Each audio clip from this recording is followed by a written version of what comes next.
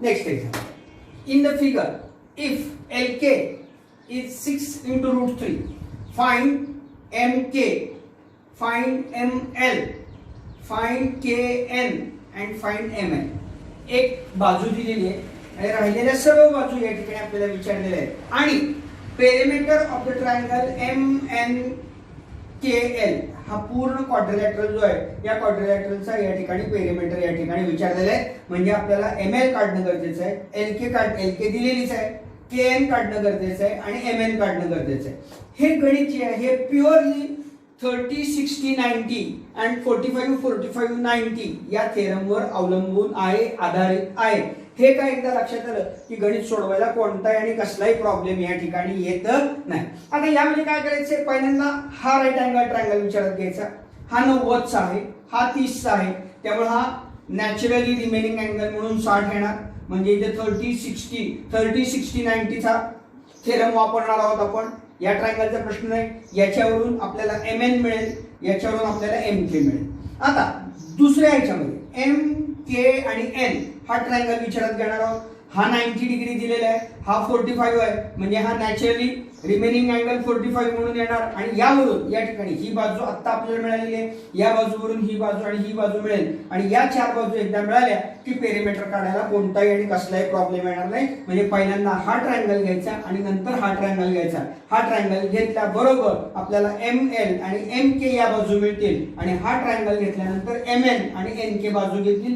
एवढंच फक्त या गणितामध्ये लक्षात ठेवायचं आहे. Now from figure consider triangle MLK in which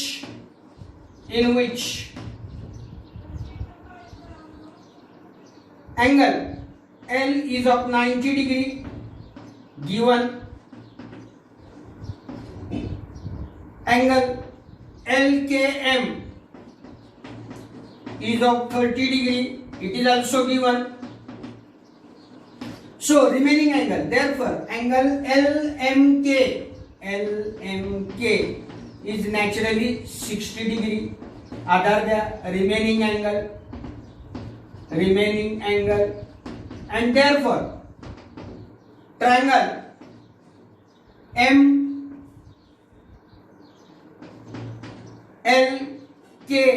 is of 30, 60, 90 degree triangle.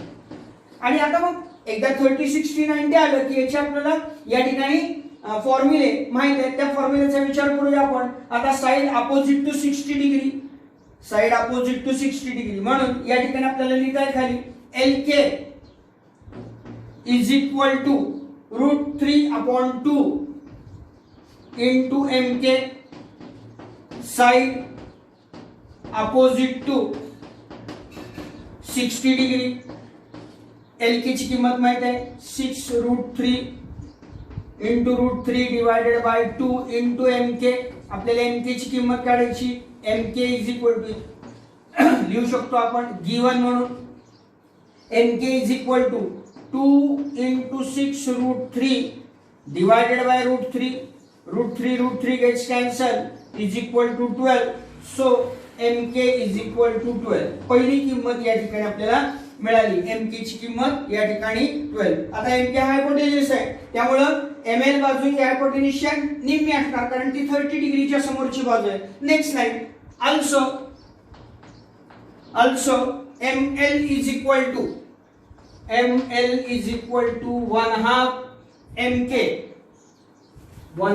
MK side opposite to 30 degree. पण ML ची किंमत माहित नाही आपल्याला, MK ची किंमत माहित आहे. त्यामुळे या ठिकाणी ML बरोबर 1/2 into MK ची किंमत आत्ताच कॅल्क्युलेट केलेली आहे 12, 6. So ML is equal to 6. ML 6 मिळाली. आता आपण हा ट्रायंगल कन्सिडर करणार. Now in a triangle MKN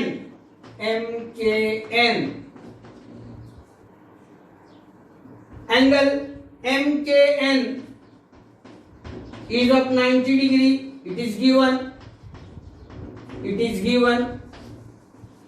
Angle MNK is of 45 degree. It is also given. Therefore, angle KMN is 45 degree. Remaining angle. Therefore, triangle MKN is of 45 90 degree triangle. त्यामुळे आता 90 degree triangle असल्यामुळे या ठिकाणी या दोन बाजू सारख्याच येणार आहेत. त्याचा विचार या ठिकाणी आपल्याला करायचा आहे. सो या ठिकाणी 45 च्या समोरची बाजू MK is equal to 1/√2 into MN. Side opposite to 45 degree angle 45 च्या समोरची बाजू. MK ची किंमत माहिती आहे आपल्याला. MK ची किंमत कॅल्क्युलेट केलेली आहे 12 बरोबर 1/√2 into MN. त्यामुळे या ठिकाणी MN ची किंमत येणार 12√2. MN ची किंमत पण मिळाली. आता MN but from figure MK is equal to KN because it is isosceles right angle triangle. त्यामुळे या ठिकाणी या दोघांची किंमत परंतु MN 12 दिलेले आहे त्यामुळे KN पण 12च होणार because MK is equal to 12. आता एक लक्षात घ्या MN माहित आहे LK दिलेलं आहे त्यानंतर KN 12 झालं आणि MN 12 वर्गमुळात 3 झालं 2 झालं. आता perimeter of the next line perimeter of a quadrilateral MNKL is equal to ML plus LK plus KN plus MN. By putting the respective value we get ML 6 LK 6 वर्गमुळात 3 अधिक KN 12 अधिक MN 12 वर्गमुळात 2 12 आणि 6 18 अधिक 6 वर्गमुळात 3 अधिक 12 वर्गमुळात 2 6 common काढूया सगळ्यातनं 6 कंसात 3 अधिक वर्गमुळात 3 अधिक 2 वर्गमुळात 2 युनिट हे काय झालं पेरिमीटर झालं of the quadrilateral. Perimeter of the quadrilateral MNKL is equal to 6 in a bracket 3 plus √3 plus 2√2 unit and that is the answer. या पद्धतीने याचं उत्तर आपल्याला या ठिकाणी मिळून जाईल. अतिशय महत्त्वाचा प्रश्न परीक्षेच्या दृष्टीने आपल्याला सांगतात ते नंतर आता करू. Next example in the figure segment AB is parallel to DC. या दोन लाईन एकमेकाला पॅरलल आहेत. Using the information given in the figure एक माहिती दिलेली आहे बाजू दिलेली आहे थोडक्यात find the value of x. आता ज्या वेळेला आपल्याला अशा पद्धतीचे गणित येतं त्यावेळेला सगळ्यात महत्त्वाची गोष्ट आपल्याला करावी लागते की दोन ट्रायंगल घेऊन ते ट्रायंगल सिमिलर आहेत हे दाखवावे लागतात. ते सिमिलर आहेत असं आपण सिद्ध केल्यानंतर त्यांच्या बाजू प्रपोर्शन मध्ये येतात आणि त्या बाजू प्रपोर्शन मध्ये आल्या की किमती मांडून आपण त्याला या ठिकाणी त्याचं उत्तर मिळवू शकतो किंवा काढू शकतो. सो कसं सोडवायचे एक्झाम्पल फ्रॉम द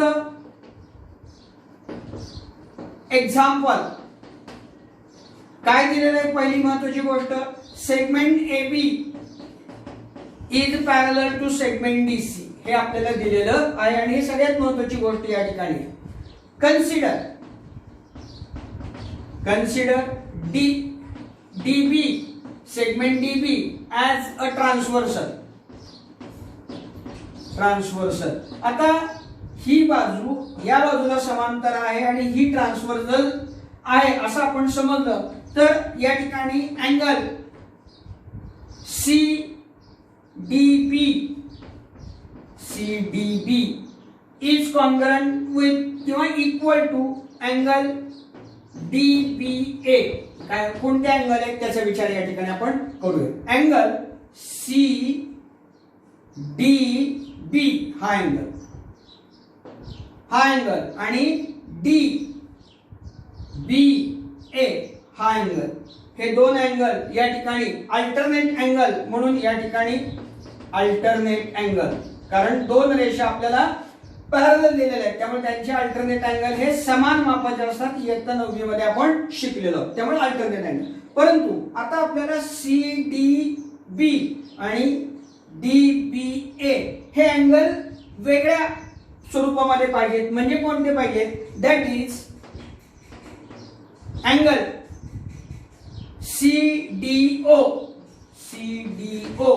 CDB च्या ऐवजी CDO अँगल घेतला इज इक्वल टू अँगल. आता DBA च्या ऐवजी या ठिकाणी आपल्याला अँगल कोणता पाहिजे त्याचा विचार या ठिकाणी आपण करूया. ABO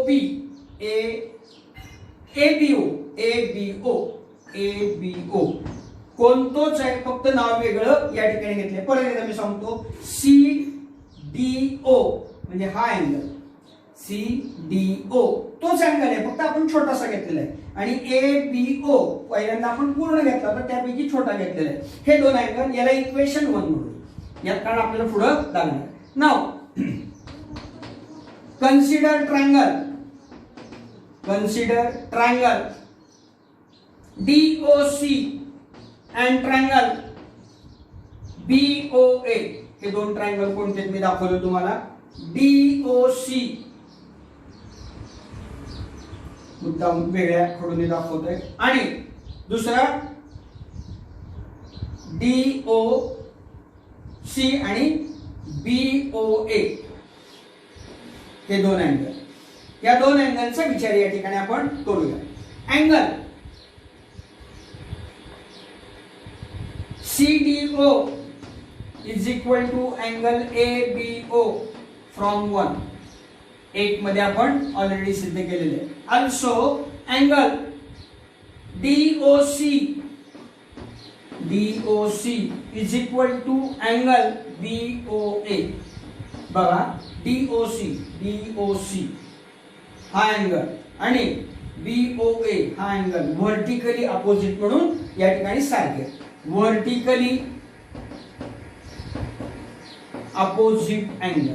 त्यामुळे काय झालं, हे दोन ट्रायंगल सिमिलर झाले. Therefore triangle DOC is similar to triangle BOA by AA similarity test. AA similarity टेस्टनी हे दोन ट्रायंगल या ठिकाणी सिमिलर झाले. आपल्याला माहिती आहे, एकदा ट्रायंगल सिमिलर झाले की त्यांच्या बाजू या प्रमाणात असतात. त्यामुळे 3 बाजू असतात, परंतु आपल्याला गरज नाही आहे, आपण 2च बाजू या ठिकाणी घेणार आहोत. DO divided by BO is equal to CO divided by AO. आता बघा, तुम्ही तिसरी बाजू दिली तरी माझा काही प्रॉब्लेम नाही आहे. तिसरी, आता बघा, DO घेतलेली आपण पहिल्या ट्रायंगलची, त्याच्या बरोबर असणार आहे BO. त्यानंतर CO घेतलेली आहे, त्याला असणार आहे AO. राहिलेली बाजू DC आणि AB, पण त्याची काही गरज नाहीये. आता किमती मांडूया. DO किती आहे? 3 भागिले BO x वजा 3 बरोबर CO x वजा 5 भागिले AO 3x वजा 19. या सगळ्या किमती आपल्याला उदाहरणामध्ये दिलेले आहेत. त्यामुळे given by taking cross multiplication 3 × 3x - 19 x - 3 × x - 5 9x 57 x × x - 5 -3 × x - 5. एक स्टेप वाढली तरी वाढू द्या. 9x - 57 is equal to x square minus 5x, x square minus 5x minus 3x plus 15 सगळ्या किमती एका बाजूला घ्या. x² minus 8x minus 9x plus 15 minus 57 is equal to 0.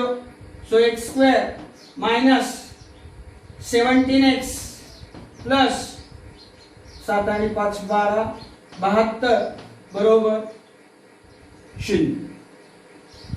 8 9 72 8 आणि 9 17 त्यामुळे x² minus 8x minus 9x plus 72 is equal to 0. Factor method.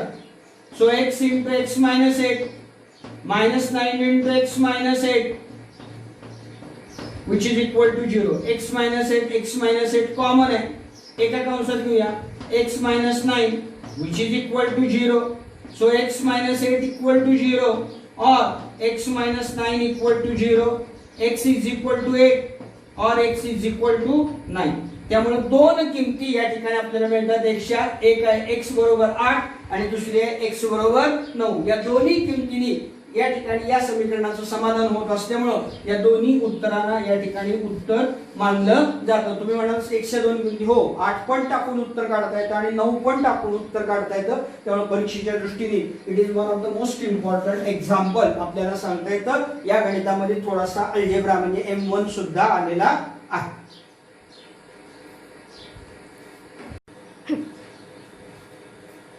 Again, an important example. In a triangle ABC, which is a right angle triangle with angle A is of 90 degree, a circle is inscribed in it with center O. The length of the sides containing the right angle are 6 cm and 8 cm. Find the radius of the circle. या सर्कलची radius या ठिकाणी आपल्याला विचारलेली आहे.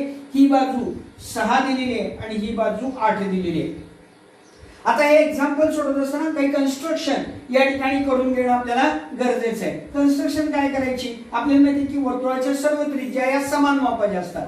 त्यामुळे या ठिकाणी या बाजूवर एक, या बाजूवर एक आणि इथे अशा 3 रेडियस या ठिकाणी आपण ड्रॉ करून घ्यायचे. याला नाव या ठिकाणी द्यायचे D, E आणि F. आता या ठिकाणी आपल्याला माहित आहे की वर्तुळाची त्रिज्या R, R आणि R या ठिकाणी असल्यामुळं आता हा या क्वाड्रिलॅटरलचा जर विचार केला तर हा 90 डिग्रीचा आहे. हा 90 डिग्री आपल्याला माहित आहे की वर्तुळ केंद्रापासून समोर टाकलेला लंब हा बायसेक्ट करत असतो. हा 90 डिग्री आणि त्यामुळं रिमेनिंग अँगल म्हणून हा सुद्धा 90 डिग्री होईल. आता हे R आहे म्हणून हे R दिलेलंच आहे कारण रेडियस ऑफ सेम सर्कल. समोरची बाजू R आणि ही पण समोरची बाजू स्क्वेअर झाल्यामुळं याचं प्रत्येकाचं असणारं या ठिकाणी अंतर R आलं. आता AT हे R आहे. पूर्ण AB किती दिलेले 6 दिलेले, त्यामुळे DB किती होणार 6 वजा R होणार. बरोबर आहे. आता हे R दिलेलं आहे. AF पूर्ण AC किती दिलेलं आहे आपल्याला 8 दिलेलं आहे, त्यामुळे FC किती होणार या ठिकाणी 8 वजा R. आता इथं बघा, जर समजा वर्तुळाच्या केंद्राच्या बाहेरील बिंदूतून स्पर्शिका जर काढल्या तर त्या समान मापाच्या असतात. सर्कल मध्ये आपण शिकलेलं आहे. CF 8 वजा R, CE 8 वजा R, इथं R दिलेलंच आहे. BD 6 वजा R आणि ही पण बाजू 6 वजा R येईल. आणि अशा पद्धतीने या ठिकाणी या सगळ्या गोष्टींचा विचार करून आपल्याला R ची किंमत या ठिकाणी काढता येऊ शकते. So construction, draw radio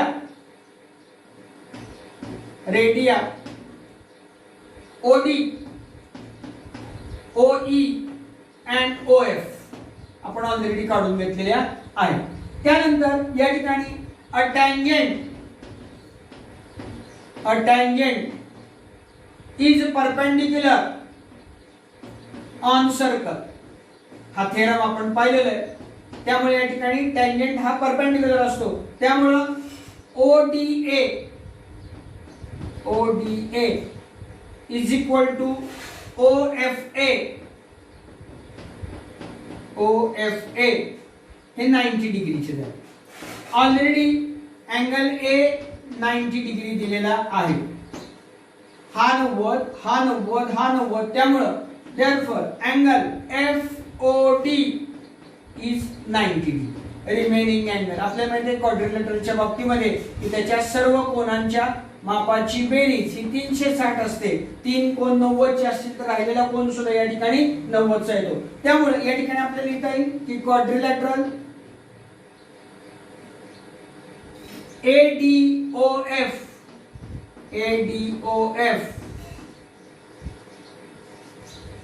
is rectangle. आता सध्या आपण हा रेक्टँगल आहे असं गृहीत धरूया कारण प्रत्येक कोन 90 मापात झाला. नेक्स्ट आहे also AD is equal to समोरची बाजू रेक्टँगलच्या FO which is equal to R and OD which is equal to FA is also R. कारण इथं FOR दिलेली आहे आणि इथं OD आहे. याचं अल्टिमेटली काय झालं सगळ्या बाजू समान झाल्या. Therefore AD is equal to DO is equal to OF is equal to FA which is equal to R. आणि त्यामुळे देअरफॉर आता हा क्वाड्रिलॅटरल जो रेक्टँगल आपण आहे असं म्हणत होतो ADOF इज अ स्क्वेअर कारण बाजू पण सगळ्या सारख्या इज अ स्क्वेअर. त्यामुळे या ठिकाणी या सगळ्या स्क्वेअर झाल्या तर राहिलेल्या किती आता आपल्याला या ठिकाणी काढता येतील. If AD is equal to R therefore DB is equal to 6 minus R. कारण द्यायला या ठिकाणी A dash D dash B आणि अजून काय दिलेलं आहे AB is equal to 6 आपल्याला दिलेलं आहे. त्यामुळे या ठिकाणी आपण लिहितो. Similarly CF AF is equal to R. Therefore CF is equal to 8 minus R. याला कारण A dash F dash C आणि अजून काय दिलेलं आहे प्लस AC किती दिलेलं आहे आपल्याला AC is equal to 8. आता इथं एक परत महत्त्वाचा गुणधर्म आपल्याला या ठिकाणी वापरायचा आहे. The tangent segment to a circle are congruent. The tangent segment to the external point पण इथं म्हणायची गरज नाही. Tangent segment to the circle are congruent आणि त्यामुळे काय होतं या ठिकाणी या सगळ्या गोष्टीमुळे या ठिकाणी आपल्याला सांगता येते की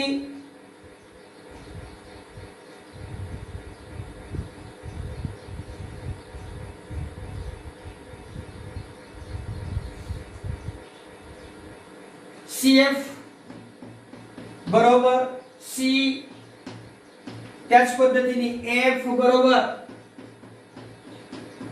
AD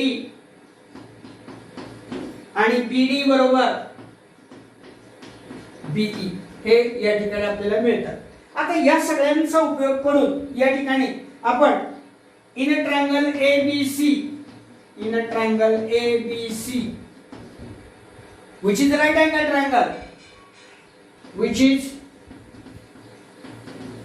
angle triangle by Pythagoras theorem BC square is equal to AB square plus AC square. By putting the values we can write BC square is equal to AB square आणि AC square. AB आणि AC किमती दिलेल्या आहेत आपल्याला 8 चा वर्ग अधिक 6 चा वर्ग.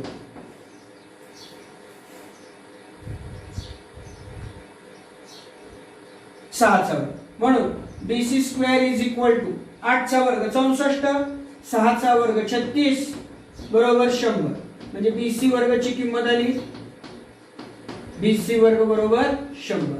आता आपल्याला BC in terms of R या ठिकाणी काढणं गरजेचं आहे. So BC is equal to BE plus EC. आपण सगळं वर दिलेलं आहे त्यामुळे परत लिहायची गरज नाहीये. BE 6 मायनस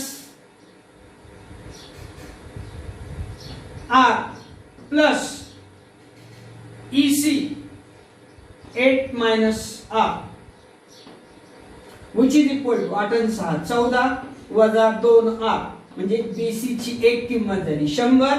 BC वर्गची एक किंमत झाली 100 म्हणून इथे लगेच काढून टाकू आपण. BC बरोबर 10 म्हणून BC ची एक किंमत झाली. याला इक्वेशन 1 म्हणूया वाटलंच तर, याला इक्वेशन 2 म्हणूया.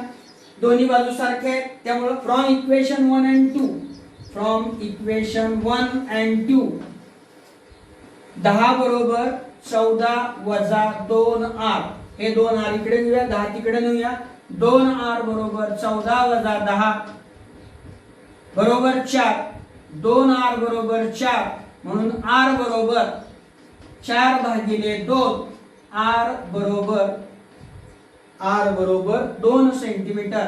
So radius of the circle, answer final answer will be radius of circle is equal to 2 centimeter and that is the important. So this is the most important example. काय दिले बघायचं. D and E are the points on the sides AB and AC such that AB is equal to 5.6 पूर्ण, AD is equal to 1.4, AC 7.2 आणि AE 1.8 such that, show that अशा पद्धतीने दिलेले आहे. आणि आपल्याला काय सांगितलंय की TE पॅरलल टू BC आहे पाहिजे. आता इथे एक गोष्ट लक्षात ठेवा, या ठिकाणी कॉन्व्हर्स ऑफ BPT चा वापर या ठिकाणी आपल्याला करायचा आहे. आपल्याला दाखवायचं काय इथं AD divided by AB is equal to AE divided by AC. आणि हे जर आपण दाखवलं तर या ठिकाणी आपण म्हणू शकतो की DE is parallel to BC. मग यासाठी आपल्याला काय करायचं आता या ठिकाणी from figure AB is equal to AD plus DB. याला आधार काय देणार आहोत A dash D dash B. किमती मांडूया कारण AB आपल्याला माहिती आहे 5.6 which is equal to AD 1.4 plus DB. So DB is equal to 5.6 minus 1.4 which is equal to 4.2. ही किंमत आपल्याला लागणार आहे. याला मी या ठिकाणी मार्क करून ठेवतो. Also AC is equal to AE plus EC because A dash E dash C. किमती मांडूया. AC किती दिलेली आहे 7.2 which is equal to AE 1.8 plus EC we have to calculate. So EC is equal to 7.2 minus 1.8. EC is equal to 8 आणि 4 12 हातचाला 1 7 2 गेले 5. ही पण किंमत लागणार आहे. यालाही मार्क या ठिकाणी करूया. म्हणजे आता बघा आपल्याला DB आणि EC ही किंमत या ठिकाणी आपल्याला मिळालेली आहे. Next line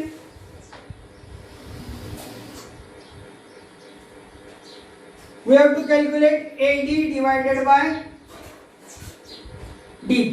Next line AD divided by DB which is equal to AD ची किंमत आपल्याला दिलेली आहे 1.4 divided by DB ची किंमत 4.2 14 भागिले 42 1.3. याला इक्वेशन नंबर 1. त्याच पद्धतीने AE divided bye EC which is equal to AE ची किंमत दिलेली आहे 8.8 भागिले EC ची किंमत 5.4 18 भागिले 54 354 1/3 समीकरण number 2. So from equation 1 and 2 1/3 1/3 सारखं आहे. त्यामुळे AD divided by DB is equal to AE divided by EC. And so by converse of BPT,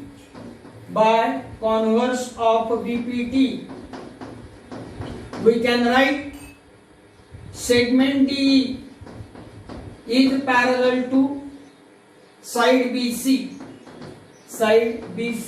and that is DE is parallel to BC. that we have to prove here. या पद्धतीने हे गणित मला महत्वाचं वाटतं.